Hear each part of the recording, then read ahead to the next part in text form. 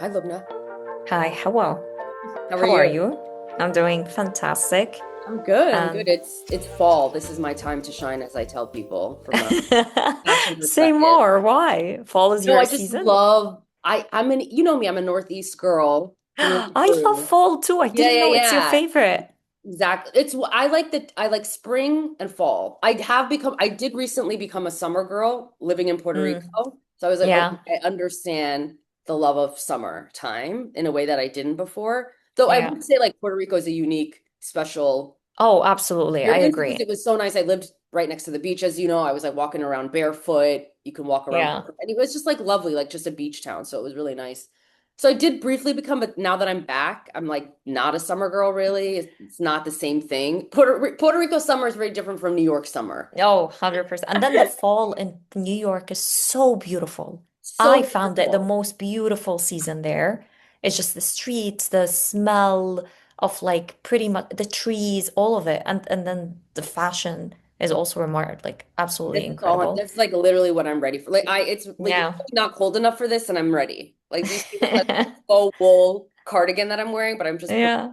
So yeah, I love fall, so I'm excited, but it is getting a bit cooler, which is nice. But it's really just like, yeah, the vibe of fall in the Northeast just is something special. It's a fresh start. I feel like now we're Exactly. ready. We're Exactly. ready. Let's do Exactly. it. We're ready, kind of thing. So, exactly. So for this episode, we'll be talking about privacy, which I'm really excited Right. to talk about. Which is a topic you suggested, if I remember correctly. Yes. And I wonder what was your thinking around that? Why do you think this is something interesting or important or meaningful for us to reflect on? Yes. Okay. So for a lot of different reasons, I've been spending a little too much time on social media this summer. And Yeah. I brought back TikTok, which was a mistake, and I need to get rid of it.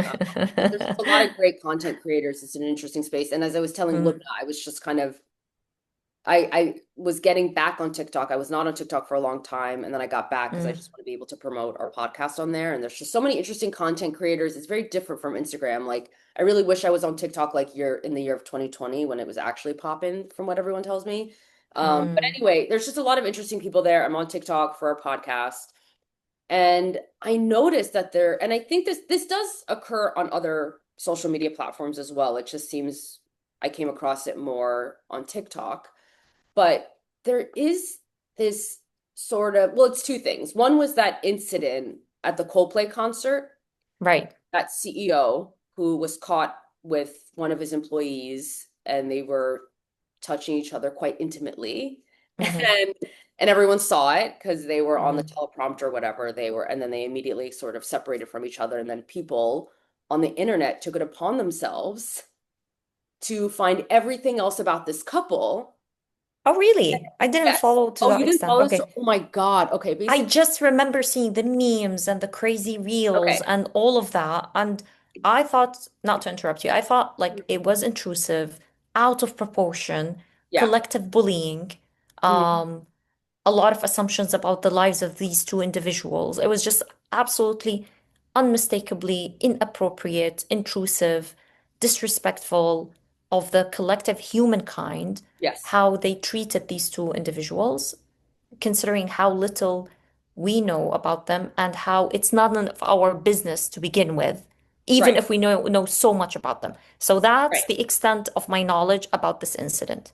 Now Okay. Oh, let me the get you. Let platform is me yours. The give mic is you yours. more. Oh my God. Let's go. So basically, what happened was Coldplay was doing a big show in Boston.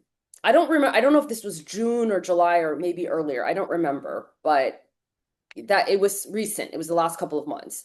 And I guess what happens is at these big stadiums, they'll always sort of do camera footage of people in Yeah, the I saw that. stadium. Yeah, yeah, Yeah, yeah. So yeah, then you did see the couple kind of hold this older couple holding each other intimately, right? Like I think yeah, he yeah. And then how had his they arms, yeah. And then as soon as the camera went on them, just randomly found this couple and was putting them videotaping this seemingly beautiful couple, right? Very happy. As soon as the cameras were on them, right? They saw the video. They immediately like she like ducked. He I like saw I don't that. know if he ducked or she ducked, but they immediately were like, "Fuck this!" Like not us. And they just so it was a funny moment, right? Like why Right. you guys so quick to not touch each Panic. other? What is There hand? was a Why are lot, there you was panicking? panic. Why are you Yeah. like something? So it did, they did kind of make it their, I don't want to say it was their fault, but like their reaction did cause their action Fueled caused all the of this. reaction. It fueled, Yeah. curiosity, right? People are like, why are you freaking out? There's something more to this story, right? There's drama here. And so random people on the internet decided to take it upon themselves to find everything they could about this couple. And they found out that he was the CEO of a company, and I believe she was the head of HR at his company, and that they were married to two other people. So Okay. it's just So they random were people having an from the affair, internet who essentially. figured this out Yeah, it was random people on the internet who took it upon themselves to get to as much investigate. information about these people. And then I don't know the full details, but I do believe someone or some group of people did send this clip. They found the wife of this man and send the, Hmm. I think via Facebook, or people tagged her. I'm assuming people may have tagged her. They're like, I know her or whatever. So when I saw that, I was extremely disturbed.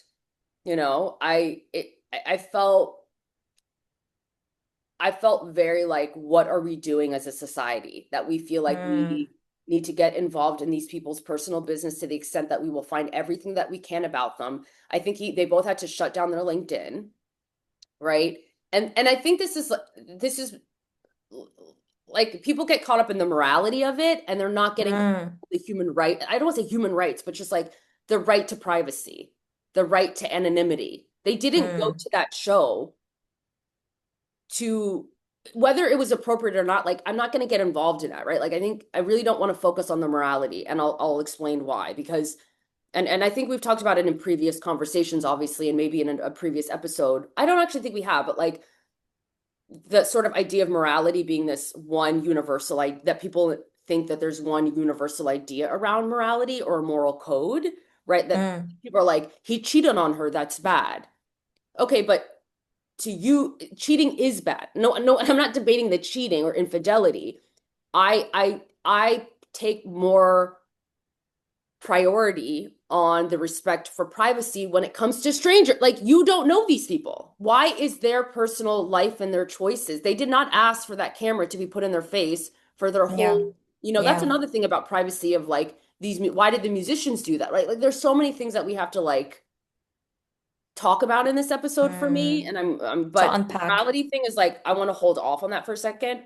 Yeah. So yeah, I was really disturbed at how everyone was piling on this couple and justifying it, right? Like, constantly being like, and it's projection. There's like definitely like a metaphysical, like there's a spiritual element to this for me as well, of like this Hmm. collective projecting, and like and focusing on him being a CEO. Like, well, he's a CEO. Who cares? Like, let's get after the bad guy. That's another thing I want to talk about. Like, yeah, okay, fine.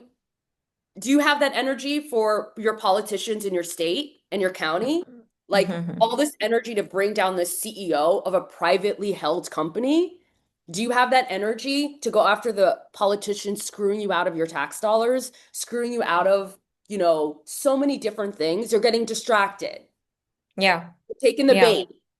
Like, the energy that you spend Yeah. going after strangers, people you don't know, who have done nothing to you. That's like, There that's was collective bullying. There is a selective collective bullying for sense. people, but it's also like, and people are going to be like, he's rich. I understand all of this, but you're like, Even if he's real, why but does what does that that have to make do it with okay anything? to It bully or doesn't. target him? Yeah. Like Like, this what did he do? dehumanizing of others by giving them any label, whether it's rich or poor, or the list goes on. Like, I don't even understand that, which is increasingly on the rise because sometimes you see that as comments on social media, especially Facebook and Instagram, like where people are like out of their minds, in terms of like the hostility Yeah. and t targeting the rich, however that is defined. First of all, wealth is relative. Yeah, yeah, for Us, sure. right? Like we all agree someone could live, someone around the world currently as we speak lives on $1 a day. And for someone else, that's an extreme, extreme, extreme. I mean, it's considered poverty, but for some other people who are starving in other parts of the world, that's even a good condition to have $1 a day to spend Yeah. on food. Hmm. And the list goes on. I mean, like just I'm saying like this obsession, and I'm going off tangent No, no, no. clearly when it comes to the topic, but in allowing ourselves to target others in a completely inhumane way, because we give them the label that is appropriate enough to dehumanize them or make them a more susceptible target, whether it's the wealthy or, the infidel or the cheater, the liar, give the label and then go after them. And that to me, even describing the way this story unfolded, the way you described it, but also my understanding of how things happened, like it's exactly that. Like they were labeled the cheaters, and that's what gave people pretty much the green light to go after them. Yeah. Um, what if they were both of them in open relationships? So Right. their I was about to spouses are say, okay. you don't Yeah, know so people's relationships. I don't know the dynamic. I don't know the agreements that people have. People have, yeah, and I feel like I was dealing with, not I was dealing with, but it felt like people just, again, it was projecting their morality, their yeah, ideas of relationships, their ideas of what's good and bad. And it's also an extremely American behavior in the sense that it was it's very puritanical. That it behavior is. is very puritanical. Like it's and people don't want to people don't want to admit that. I'm like, this is such a American part of American heritage where it's like Hmm. very Salem witch trials, which the irony of it happening in Boston and Massachusetts. But anyway, like not to like a history tour. But no, The modern that's all I version of it, felt huh? was that my people have not evolved. We still have that puritanical tendency in us that we're going to go after, and that, yes, you feel righteous because he cheated on his wife. And it's like, you did he cheat? Like, and if he did, why do you Business. care? Why is it your Like, and I business? remember talking about this with a couple of people this summer, and I'm like, I understand.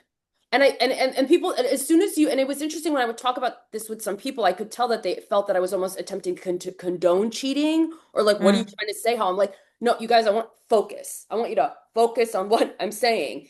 It's none of your business. He's what is interesting, and I do think it's a fair question from like a mm, sort of legal perspective, and I'm curious about your feelings on this as a lawyer, but like mm. I think what is interesting that he kind of ends up being problematic for the employees of his organization because she was an employee of his company. Like, does she get that? I think is like, yeah, like, did she get promoted? Like, what did he hire her? Like, and the only people who should care Mm. are the employees or the people within the organization or the investors, right? Like, if you have these personal relationships, sexual relationships with people at work, is that impacting like you it could be like as an investor I would be curious like from an investor perspective in this sense what am I trying to say like yeah like Mm. did he promote her over other people Like, yeah, did like it affect the yeah integrity of his yeah the decisions, the integrity of hiring decisions? that's interest like yeah I think that's fair right from a Yeah. business standpoint from a was harassment like from a that like sexual harassment that I'm that but even then I don't work there I'm not an investor the majority of people that's none of like that's not no one even talked about that. Like no one Yeah. even talked I about the think the legal larger question, implications of this affair, which I think is fair. 100%, And the investor's 100%. concern, or the were employees ever were other did he have other affairs with women that might have led to could be deemed sexual harassment? Like those are valid, right? But no one talked about that. I feel like I'm only talking about it with you right now. Like maybe some people have, but the conversation was more focused, and that's why I'm saying puritanical was on the infidelity and also the And the class, assumption of being rich. infidelity, because The assumption, yeah. it could be all that happened. Like they hugged each other or whatever in that intimate way, and that was the end of it, the beginning of it and the end of it. But Yeah, the amount of backlash that happened make it seem, again, all these assumptions about the level of intimacy, the frequency, like they're cheating, blah, blah, blah. It could be literally just that particular moment and ended there. So right. the projection, going back The to your point, the projection. projection. But I No, think the larger question also, and I wonder if that's sort of framing your thinking about this incident. What does it yeah, mean to have this private self in a world that is increasingly public? Because back to your point, the camera was placed on them not asking for it. So that yeah, you stepping into the public space now, we are less and less of our private self is being preserved the moment we step Yeah. out of the house, because there are more and more tools where every single thing can be recorded in audio, in video, in pictures. So what does it really mean to be private in today's world? And back in the days, and I think I don't know if you thought about this, but I thought about like the letters. Remember how, or like, the people used to write letters to each other. Yeah. That's a very private affair. It's intended only for the recipient. And I, the interesting part that a lot of these letters that were written by, very famous or influential, iconic people, sometimes now they're being put out for sale, and people bid hundreds of thousands of dollars to buy these intimate, private letters. And so that tells you something about the value of privacy and communication. And from that world, we're now moving to a world where some people share their lives like, or use social media like their diaries. Like pretty much every intimate thought is being put out there. So Yeah. the paradox, I guess, that people want connections, and connection in today's world is becoming more and more accessible through social media because it's at fingertips, it's easy to do, it's very, relatively less time consuming as opposed to meeting every single person in person, and larger impact. You put your news out there and more people you are being seen by more. Yeah. So there's higher return on your effort to socialize than to do the usual old school style, which is in person kind of thing. But at the same time, where are the boundaries? Yeah. Where is appropriateness? Is appropriateness the right word? Is it Mm. who decides and when? Um, these are a lot of like No, thoughts. yeah, I think so. Just connecting it back to the story I told you right now, and then also other instances, another sort of pattern I've been noticing to answer your question, but other examples I've seen too, which are extremely blatantly egregious in my opinion. Like I don't think this is like debatable at all anymore. I hope not. Is another thing that I saw when it comes to this sort of question of privacy is on social media, people videotaping strangers who are Mm, doing nothing. Like they're not even doing anything. They're just videotaping someone crying on the subway or random person biking or a cute couple. You'll see people videotaping like a cute couple and then making a comment of like thinking like they're a filmmaker or something, but they didn't have permission of this couple, yeah, right? Or a mother with a child, like, just these people who, you know, a man, I saw one video of a man just walking, an older gentleman walking on the beach, and someone implying that he was depressed or something and was like, oh, I'm sure he's lonely, or like, creating these sort, again, projection, right? So that's like, mm, it's just, yeah, this sort of situation that we're encountering now is that people can just take their cell phone and videotape anyone, right? The Coldplay thing was a big thing, but there's so many instances of people, just like I'm saying, videotaping other strangers who are doing nothing, who are alone. And it's like, what business? So anyway, back to what I'm sorry, I'm just so like emotional about this. I don't know why, because it's just like, who are you to videotape me without my permission, put it on your yeah, social media account and make assumptions about me, right? It's one thing, and they're not doing the dirty work per se, they're just making assumptions about me. And I don't want I would be very disturbed if I had someone take video footage of me without my permission and putting it on their social media account. yeah. So, you know what this is, to answer your question, or just something I thought about when you were speaking, Lubna, is this is all connected to like power. It's all about a loss. Mm. It's either a loss or a gaining of power to me, right? Who, okay, say this more. this increasing like level of, because I do connect this privacy issues to surveillance, like the state, like, Mm, people and power, like people spending hundreds of thousands of dollars to get access to letters of famous people, like there is a sort of power connected to this. The Coldplay incident is a power play to me. It's like the CEO, let's destroy him. People who feel a loss of power, right? In a society, particularly in the context mm, of America, which I'm kind of focusing a little bit more, which I shouldn't, but in America, there is this increasingly seemingly loss of, job opportunities, right? Like we're in a recession, right? The political situation in the United States, the world right now. And the state mm, is becoming bigger and bigger and bigger, right? The surveillance mm, state in some ways. And I think what I've noticed is that as the state is getting bigger, or I had a really good theory. I want to like fix my articulation of this. But basically, Yeah. I feel that, yeah, the United States in many ways is a surveillance state. I'm not trying to be political. Like I think we're generally, but there is a political like level to this for me.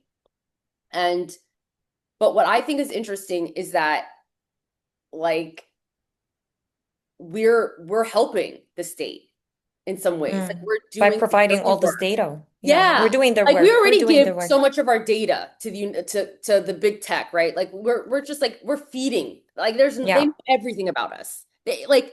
They know the least I can have is freedom when I'm walking on the streets. And these big techs, you could like connect it to the state, whatever you want to call it, but like either way, we're just doing the dirty work for them for free. Yeah. Like from a Yeah. political standpoint, to me personally, that's how I Yeah. feel. Like Oh, they don't 100%. No, even I need, agree. like they have everything about me. They know everything. They know me better than I know myself at this point, probably, Yeah. right? Like they Yeah. have access to everything. And now, they don't need CCTVs everywhere in America. Like we'll do it to each other, which is interesting because that's very like that behavior is like semi-fascist to me. It really is. Mm. Like the Coldplay thing, like that is a very insane behavior. And it but America is this like liberal democracy, like freedom of speech, freedom of this, freedom of that.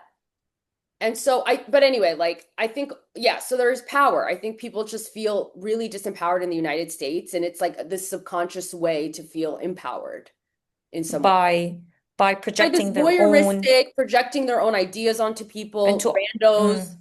the cult, like whatever. Like it is a way to take back some power that they may feel they don't have, right? That takes me Maybe to I'm an wrong. I don't interesting know because no, no. I'm trying to understand the motivating factor for it. You know what I mean? And maybe it's not that deep, but I mean, I'm always going to think things are probably like, I don't know.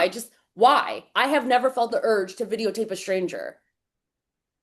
It's very voyeuristic. Yeah, same It's a here. So that's why commodification. It is mm, capitalistic. It's tied to like the state. It's also very capitalistic to me because people do that with the hopes to get views.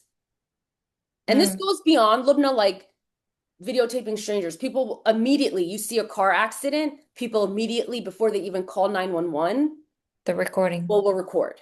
What's that about? That's why sometimes actually some Capital, of like, these disturbing, yeah, the social disturbing capital, videos. financial capital, yeah.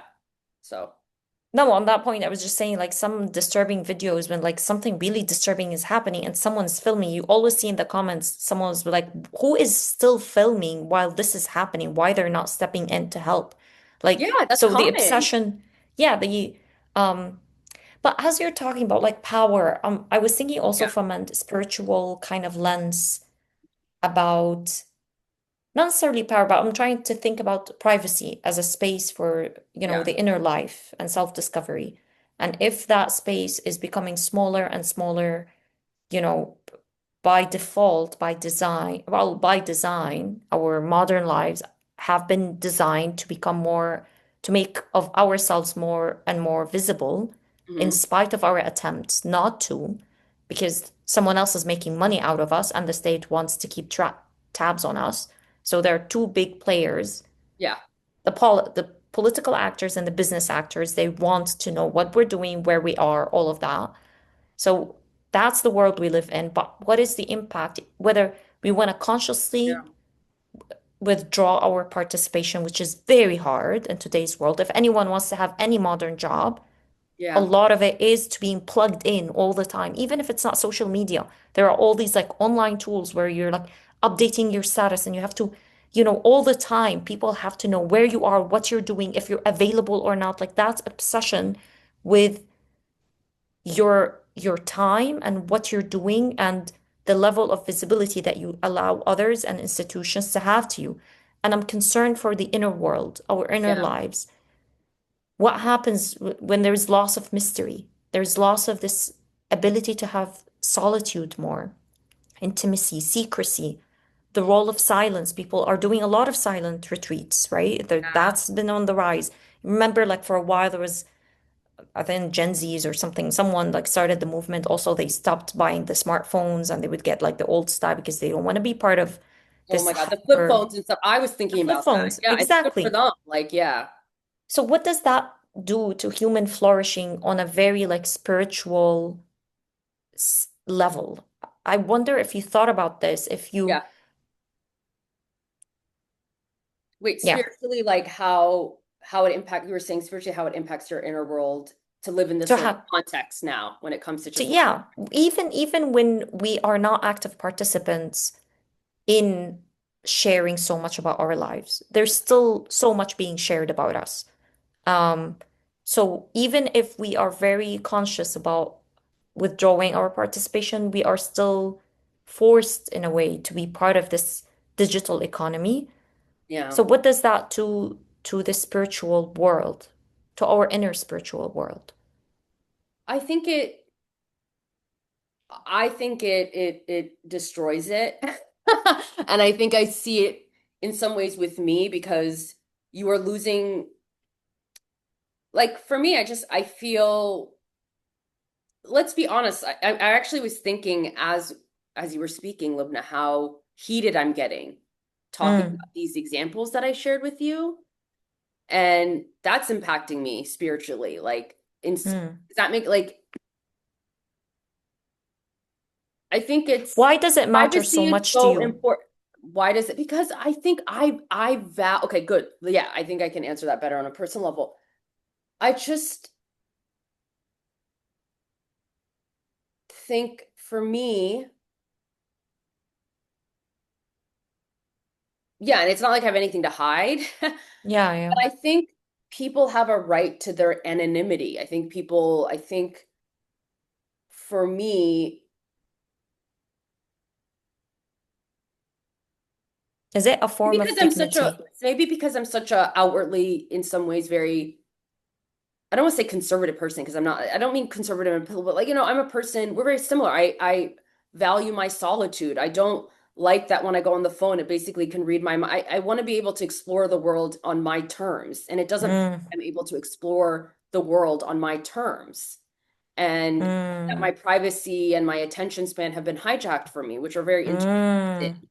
And so, and I do think people have a right to live their lives in different ways that might not be socially acceptable, if that makes sense. And I'm not talking about relationships, but people have a right. What if you're a conservative kid, a conservative queer kid in some town who wants to be able to, explore that part of themselves away from their family, who might judge them. I don't, Mm. you know, I don't even know if that's a good example. I'm just saying that people,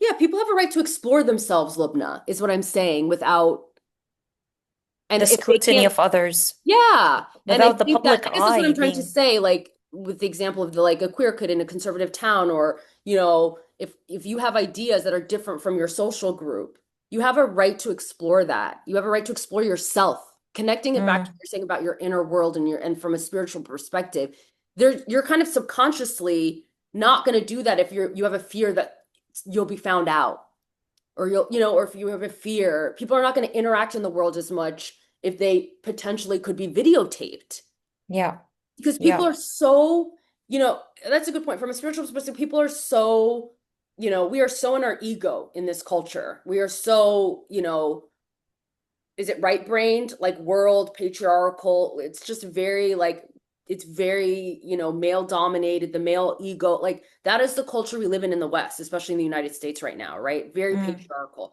very sexist. And when you're in your ego, you're going to want to protect your ego at all costs, and you're not going to be able to explore parts of yourself mm, um, without the fear. And I think people don't get how fearful people are about exploring themselves. Like it's not easy. And I mm.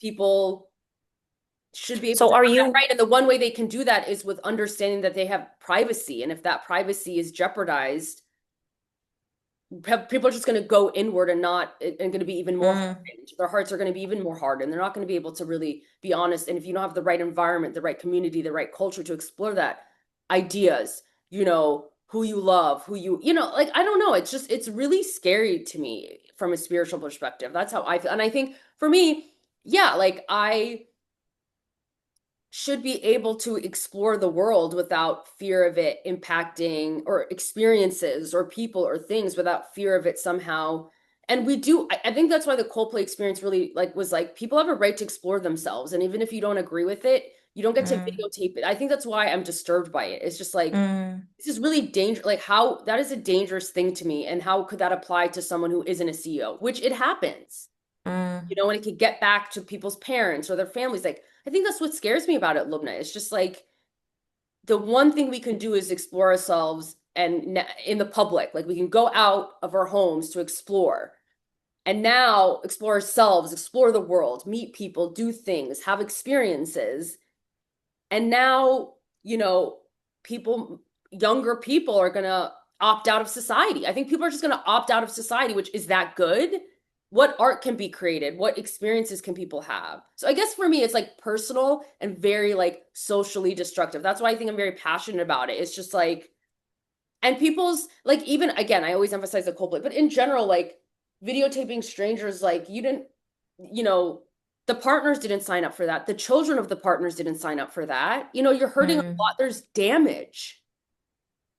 And Yeah, that's all because, and you want to talk about spiritual, let's talk about the projection of it all. All of these examples I'm giving you. People, just unhealed people projecting to feel yeah. connected to power again. So maybe that's why I'm passionate. I just think it's like so socially like America is not going, in my feeling, in the right direction at all in many ways. And this is one I think it's like the manifestation of one it. thing we can do with what? And is it one manifestation of it then, what you're Yeah, seeing, it's the just one erosion of manifestation. It's like privacy? one goddamn thing we still can't even have. And I'm already, and it's, yeah, the cell phones upset me in terms of just, the fact that I don't have privacy. But maybe like Yeah. have we ever had privacy? Maybe it's just not something we can expect and we shouldn't care what people think. Like maybe I should just be okay There is, no, being videotaped on the no, streets. I And agree that's a with you risk. Like maybe though. that's why I think about it from a power perspective, from a spirituality perspective. Really hard, people are going to be hardened. People are going to go inward. They're going to be scared, Yeah. especially in the context of America where people are already, it's very, we're just so in our ego, like I was saying. So that's the spiritual concern that I have, the economic concern, the political concern. It bleeds into so many things for me, Lubna. Yeah. Um, No, I hear you. And what I'm hearing also, which is an interesting notion, like privacy as a form of truth seeking. yeah, Um, and then is this a right that we have? And then if it is, and it makes me think of like world religions generally. When I talked about like spirituality, I was thinking also like prayers, usually meditation, all of these things happen in privacy, in yeah, solitude. There's a reason why we step out of the collective and the public space to be alone and to build that inner world and do that work in solitude. And then if, you know, directly that's sort of eroded, but by, just the hype and the emphasis on being so public about a lot of things and then strangers stepping into your world as well. But just taking that, I guess, to the bigger conversation about um privacy more generally, like and how we can protect those sacred parts of us and keeping um yeah, staying more grounded in our inner self and protecting ourselves when the public eye could be so intrusive.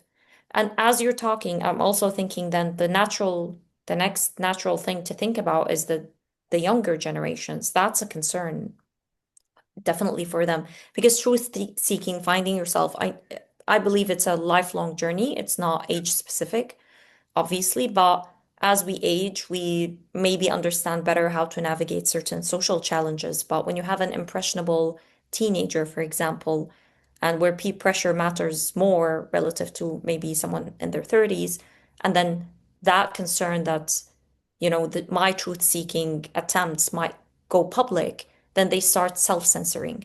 And self-censorship, I think, is one of the biggest concerns I would have as well, which I think you do, right? About self-growth and allowing ourselves to feed and our brains, our hearts, our souls, and thrive in however and whatever way that is possible and suitable for us. But when there is self-censorship, which is way more powerful than external censorship, yeah. yeah, then it's problematic because you might have younger generations who are you are more at risk at groupthink, peer pressure becomes all of a sudden more of a thing. Yeah. And there are a lot of more incidents, right, about increased rate of suicide and bullying in among teenagers. And obviously, this has been always a thing, but the rate at which it has been increasing, and there is a correlation, obviously, with the dissemination of social media and its influence and all of that. It made a lot of sociologists and psychologists and policymakers pause, and educators pause and think about, okay, something here is not working out. So while I know we're not focusing only our concerns on like younger teenagers or maybe tweens even, or even kids, it starts now that early, their exposure. But I think they're particularly at risk even more of being worried about the public eye. And then just one last thought, as you were talking about like how we become hardened, I think that's the expression you used. Yeah. And if I remember correctly, your point, but how whether it's really like I think you posed it just like as a rhetorical thought. Do you like whether it's even if whether there's a real risk or not? Like I don't know if people could be that harmful. You didn't even use these words, but I guess what I'm trying to get at is that I think there is real danger in whether it's psychological or even physical when the public gang up against certain people and the collective bullying happens and the cyberbullying and we've seen the devastating effects again in the cases of teens and children in schools and social media and Yeah. what they do to each other. But even for adults, like this guy lost, I think, his job. Yes. Obviously, they removed him, and I think she lost her job. Like, so we don't know the financial implications on his family, his children. Who else was this man supporting? Um, Yeah. and same for the woman. Um, so like that's a damage, right? It was a so the idea again, like us as the public, being the moral judge there, sitting there and be like, "Duh, yes, you deserve that because you cheated. Here you go. Whatever the public punishment that happened. Um, there are a lot of problematic elements into this whole story, but obviously it's just one example of disproportionate reaction to what is supposedly and needed to be a private interaction that went public despite against their will. I might Yeah. even argue we don't know that, but like they did not willingly step into a camera situation. They were filmed. So a lot of thoughts there, but I think I'm tying it back to why you're concerned about this. And um No, I there's think you the hit the nail on the head with it. Like it's just like the social implications. How is this gonna, I think it's only gonna get worse. I you really think do. so? Yeah, 100%. It's already, again, we're doing the work for them. Like we're doing, Yeah. we're violating each other's privacy. It's not like some big, like we're doing it Mm. to each other. We're So if becoming we're the doing big it brother. to each other, if we're big brother, we are choosing to be big brother at this point. I mean, it's a wrap. Like, in my personal opinion, I think it's just going to get progressively worse. And I think as Mm. a result, people are going to go even more, you know, I think what will be potentially a positive reaction to your point earlier is that I think many people are going to just opt to do more, you know, well, it doesn't matter though, actually. I was thinking it's like, well, people are just going to opt to like be less online, but that's not possible. Like it's Yeah, not I don't think it's possible. Like you possible. might be able to use this technology less individually, right? You don't have to be on these social platforms. You choose to not videotape people. But that doesn't mean your privacy is not going to be violated. It doesn't make Yes, a difference. exactly. So it's like, I don't know. So that's why I fundamentally think it's going to get worse, particularly as I think the economy continues to do worse. Because I think when people lack, they're not being taken care of, they don't have job opportunities, people act up. Like people Here's a do the yeah, dirty work for the state. People yeah, feel empowered, and you know, people don't spend the energy to attack the people who are actively impacting their livelihoods. Like yeah. it's just like let me go after a random CEO. The population is truly distracted, and I love that you said Yeah, at the beginning. You said like they took the bait, they took the 100%. bait. we are so busy with silly, meaningless, trivial things that no one cares about in the larger scheme of things. The Yeah, very essential elements of well-being are missing in the US, like just basic healthcare that decent human beings that claim to live in a first world country, which I hate that term, yeah. but first world country, and you still have these issues around healthcare, quality healthcare, medical debt, medical bills, homes and homelessness, education, shooting and violence against children in school. Like the list goes on. Let's So of go. all We can that keep going. Yeah. But the that menu, CEO of some random company in Massachusetts, it's really how you're going to spend your energy. Interesting. it's Violating reclaiming power, people's as you course of said. mind, assuming some old man on a beach is depressed when he, right, and like using that as some sort of content to get views so you can get paid. Like, what are we doing? So yeah, it's just, But yeah, and I don't think Americans in general, I don't think we've ever really understood the value of privacy. I think in a way that other countries have.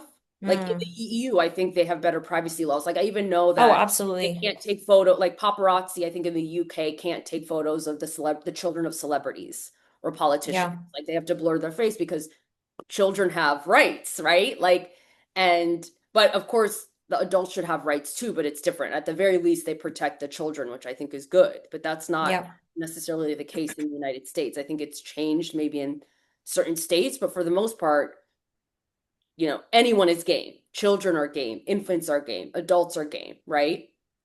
Um, yeah, and there aren't really laws in place. And so and I think again it goes back, I mean, not to harp on that word, but I think it goes back to this. And I don't want to be too American focused, Lubna, too. I shouldn't like yeah, yeah, talking sure. about my own experience, but yeah, Americans just there is that history of monitoring, right? Like rooted in slavery, like that like we have to watch, and it is connected to capitalism, and it is connected to Yeah. this sort of extreme Christianity that exists in the United And States. even the industrial That age, like once Calvinism. Yeah. industrialization happened, like the Industrially factory, factory and there's workers. always, Yeah, we gotta yes, watch. the workers, Yeah. the So lay it people, the bleeds in. population, observe Yeah, them, exactly. watch them. So I think in the American context, it's even hard to, for me on a personal level, I can express the spiritual argument. I have, but I think America, it's like, it's just, it's, yeah, Americans just, we get really easily distracted. It's just this tendency. I don't think they realize how worse it's going to get. Like I do see it. I think that's why I'm passionate. It's like, it's going to get worse. It's going to bleed into like, can I say things? People like, I just think, listen, I don't know, I'm so all over the place as usual, but it starts small. It seems Oh, innocuous now. absolutely. It seems It super seems innocuous innocuous, but it, now. Yeah, and it's like whatever. It's still cruel. A lot of this is cruel. It's an invasion. It's disturbing. But this is why I'm passionate about. It's gonna get worse. yeah. It's starting small. We're If we doing it to allow each other. this, You're just if we being, normalize this, yeah, then the more and more it gets worse and worse and worse, exactly. as with, intrusions and invasions of freedom of expression, you Yeah, know, that's what I feel all about of that.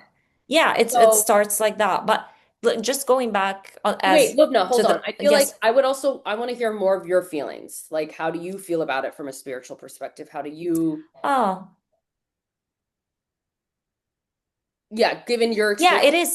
born and raised in Doha compared to my American Oh, experience, how do you feel about absolutely. it here? Like, what do you I feel about privacy? like Doha and Qatar, they're very tribal, Yeah, conservative countries, culturally and religiously, and that's Islam. And that version of Islam is quite conservative. So in a sense, the body does not belong to the public space, especially women bodies. So I definitely grew up in an environment, although my family is not like that. My family is Syrian.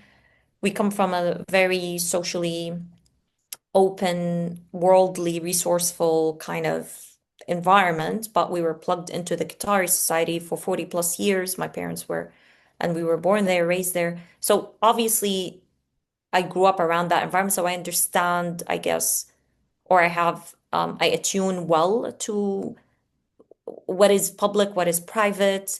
yeah, Because, for example, just to illustrate what I'm trying to say, that, for example, women in Qatari culture back then, were not supposed to be photographed at all and put in any any publications, whether online or so.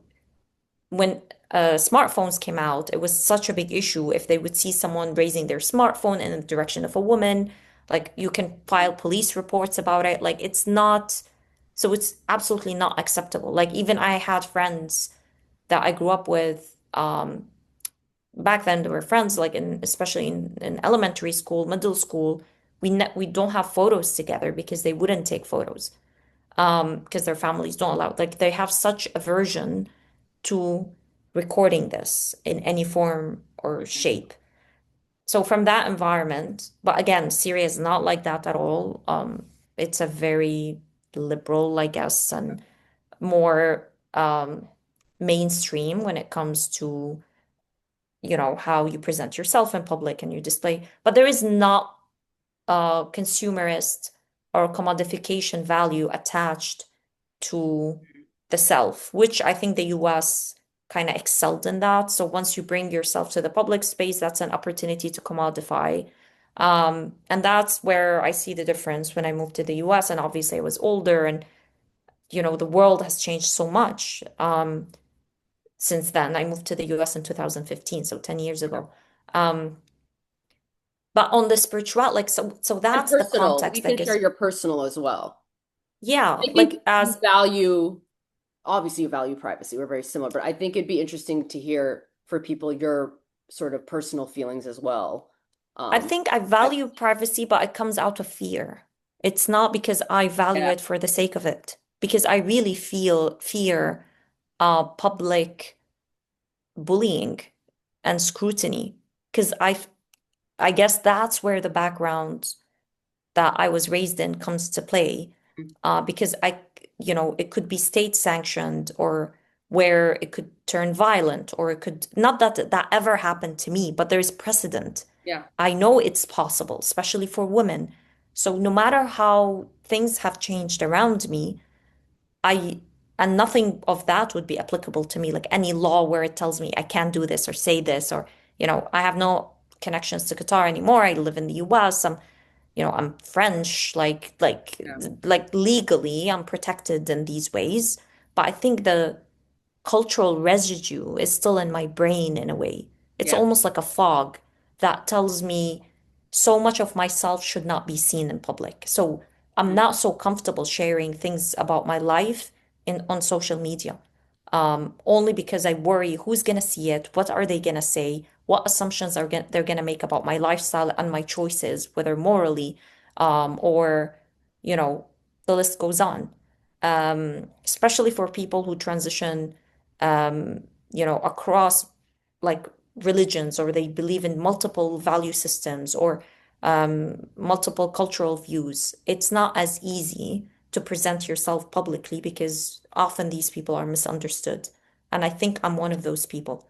So I'd rather thrive in my own privacy. And ironically, I'm saying all of that on a podcast that is going public, yeah. which how it gave me such an anxiety to be myself fully. And we had the whole crazy And episode you about created this, authenticity. and let the record show, Lubna is the one who invited me to do this podcast with I her. know. I'm full of contradictions. I'm still, it's so like, yes, I suggested the idea. And then after that, I'm like, shit, why did I say that? Because it's I gonna was be like, too good. wait, we're like talking, and I was like, WhatsApping you, like, wait, girl, like, we don't have to, like, whatever you want to do.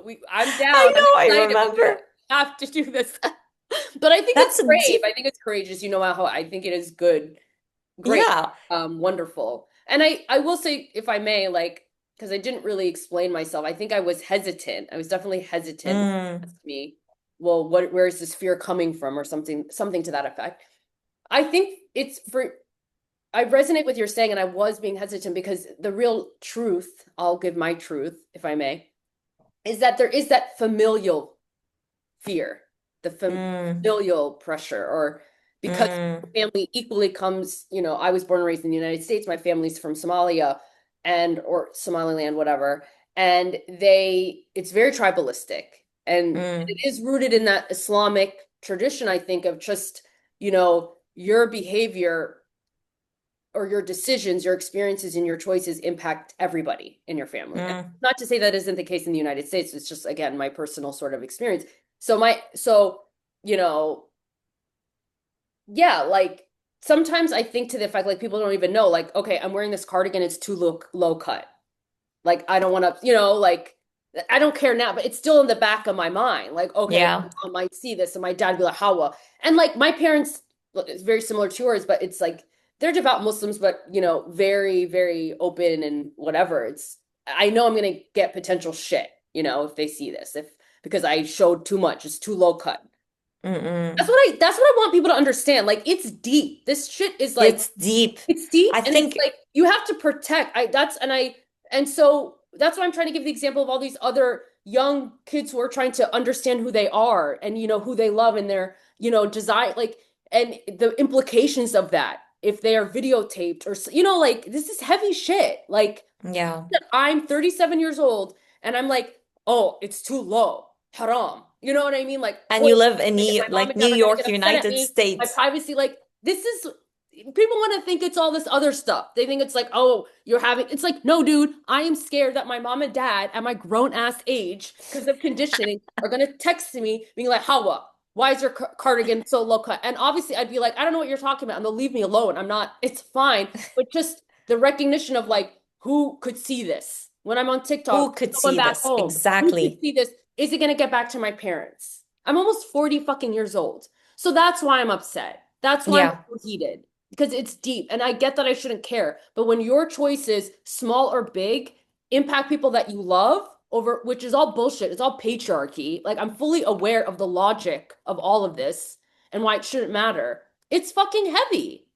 Of So that's course, why I because was there are like hesitant to say it because I generations just want to and be like, well, it's generations. like, no, I don't want to, and that's my shit. I'm not denying that. But like, that is why I value privacy because people have a right to do whatever To they want and do it in a way in which they don't live in fear of the consequences of that decision or that experience or wearing a cardigan it seems so whatever but it's serious. Now yeah, I'll put it down. I'll do whatever I there fucking is the what? I was like now I'm gonna put it down because I'll do whatever I want but it's still like I know Yes, empowering moment. but that's what I want people to understand. That's why I'm passionate about this. Is like No, I it's grew an up in a home excellent that was very point. Somali. I didn't grow up like in some liberal, super liberal, whatever, leftist. And I think people understand that, but it's like, so when you're videotaping some CEO, it's not about him. I don't care. I don't know him.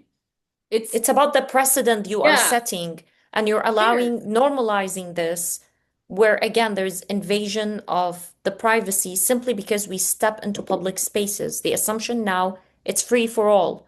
And again, if a grown ass, to borrow your expression, a grown ass man who is a CEO of a privately held company can be taken down. Imagine what's the Yeah, impact and the consequences for a 12-year-old girl or like a 14-year-old boy. So the damage is real, the damage is consequential, and sometimes to the point of life-threatening in the case of the kids, especially. Um, and I would give also a gender layer to this. Obviously, yeah, women suffer more in some cultures more so than others, but generally the shaming into, because of certain behaviors or certain looks, the way we present ourselves, we package our bodies. This all is under scrutiny 24/7. We know that already. So thank you very much for people allowing themselves to add extra layer of scrutiny by filming others without their consent or normalizing that, again, us being in the public space is an invitation for everyone to give their opinions and their thoughts and their scrutiny because we're out there. So, um, yeah, I think like one thought also that kept on popping in my head is there an area in my life where I think I need more privacy? And I'm wondering, and this is kind of a question also to the listeners, and a question to you as well.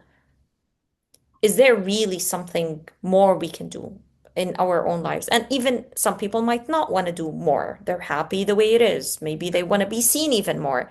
And maybe it's just there are ebbs and flows. There are, chapters in our lives where we want to be really seen fully all the time, enjoy the attention, whatever it is, it's fine. I mean, I'm just saying people have their own journeys with this. But for people who choose or want to have more of privacy? Where in our lives that is possible? Is that an active project for you? Or actually what I heard is about the TikTok and actually putting and the podcast, maybe we're putting ourselves out Yeah, yeah, more we are. more, Yeah. like relative to before. But is there do you think it's an active project in your life to become more private? No, I think I'm trying to become more public. Mm,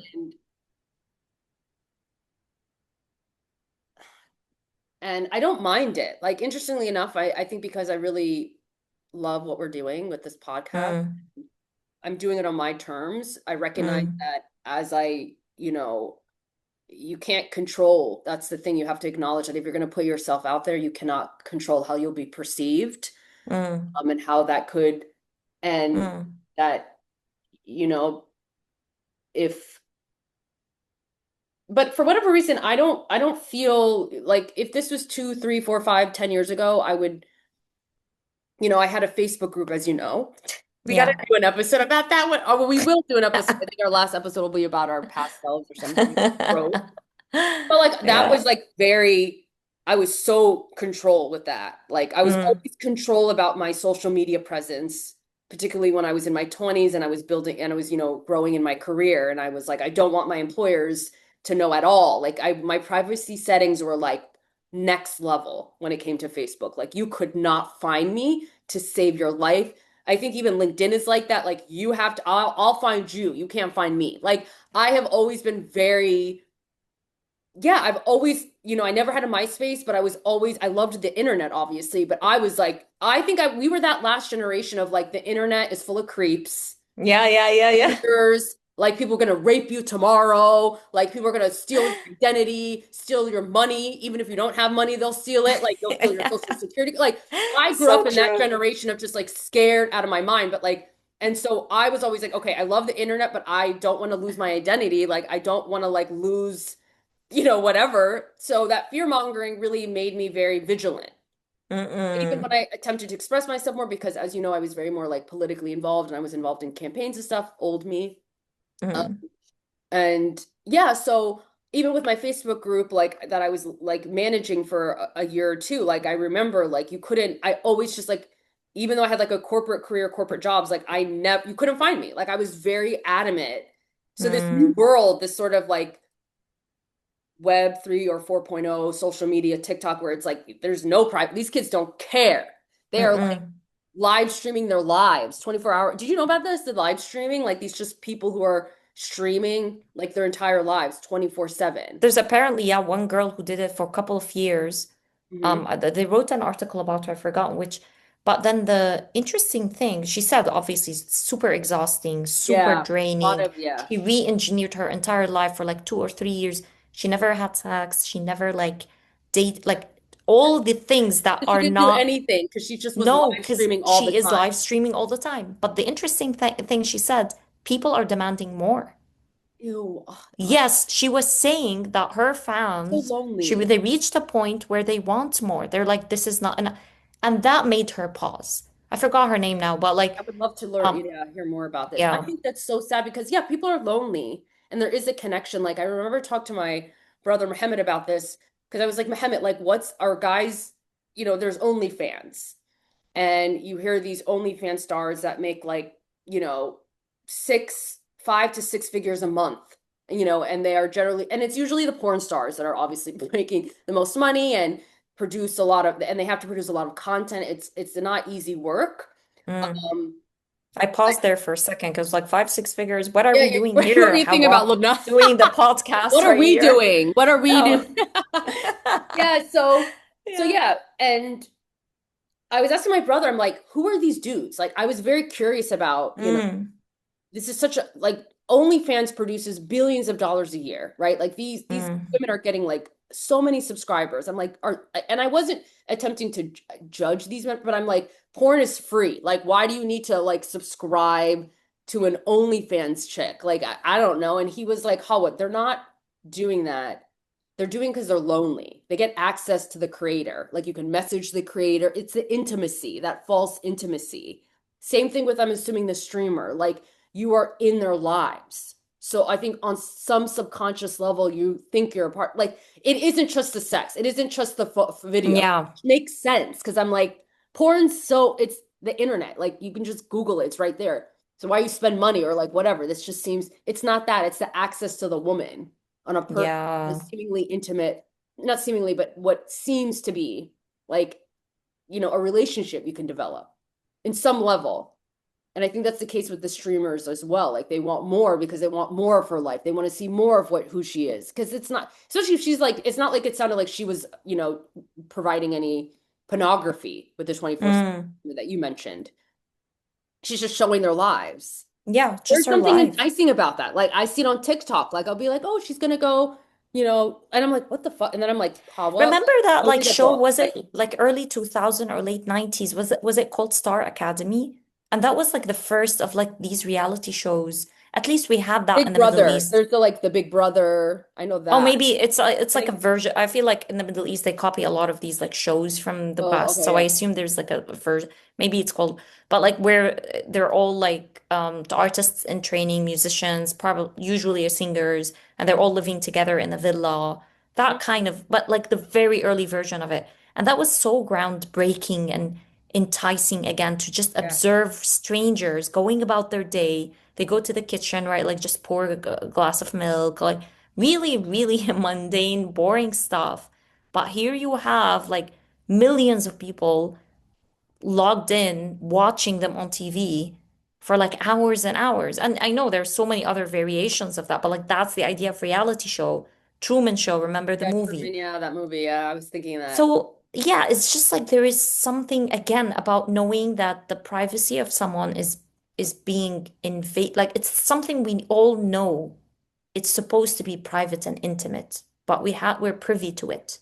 There is some level of privilege, creepiness combined. I think that is very luring for the human psychology. Um, like so I wonder if there is more into that all of us ultimately would Yeah, like yeah. some of that. The access to the privileged, secret, intimate, mystical, whatever world of others. Um, and then that brings me to, I guess, another thought, which is like what parts of us that deserve to remain unseen? Are there parts of us that are absolutely sacred? Um, Aside from the moral code, right? Like there is the moral if I want to connect it, like for example, sexuality, like Yeah. actually having sex, for example, that many people would agree that should stay intimate or private. But then like other things that are is that so obvious or people defer, you know? What is it? What are parts of you that you feel are absolutely I think for me, the what I was going to say earlier, this is a perfect question to me, is that you still they still no one can touch like I was thinking about meditation and prayer. That's mm, one thing. Prayer, I'm not saying like religious prayer. I'm just saying in general, like the spiritual self. They don't get to have that. mm, That's the one thing that I don't share publicly about. I don't want, well, that's not true. I mean, we talk about spirituality all the time, but I meant more just like my connection inward. I don't know. I don't know how to explain this because I wanted to say this earlier, but basically to answer your question is like,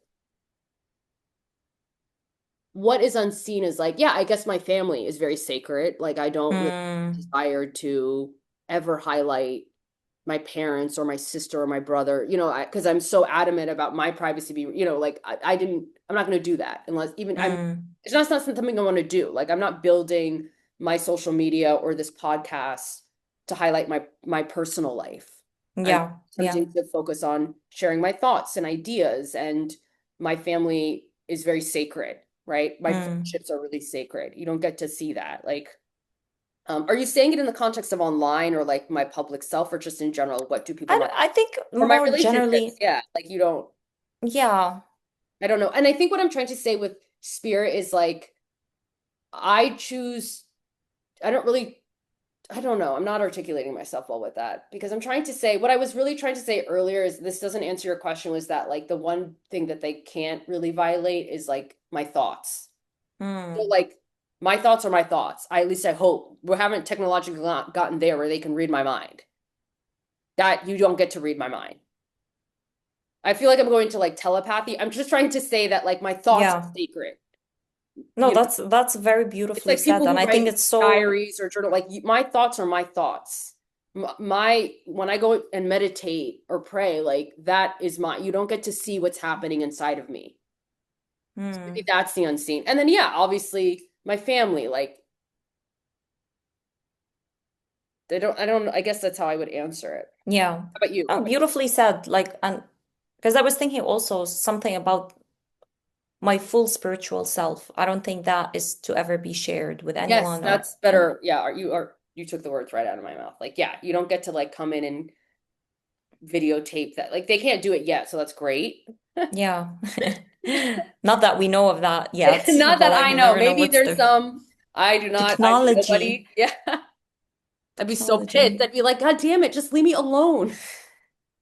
Like, get a grip. Do your own Yeah. work. So yeah, thoughts. My thoughts. Mm, My spiritual self, like you. yeah. I think yeah, we talking about thoughts, a lot of food for thought. Yes, agreed. So I think that ends Mm, this episode, Lubna. yeah. So until next time, what do we do? How well? We stay Stay, searching stay searching and stay and stay unscripted, everybody. unscripted. Bye, everyone. Thanks so much. Thank you, Lubna. Bye. Bye.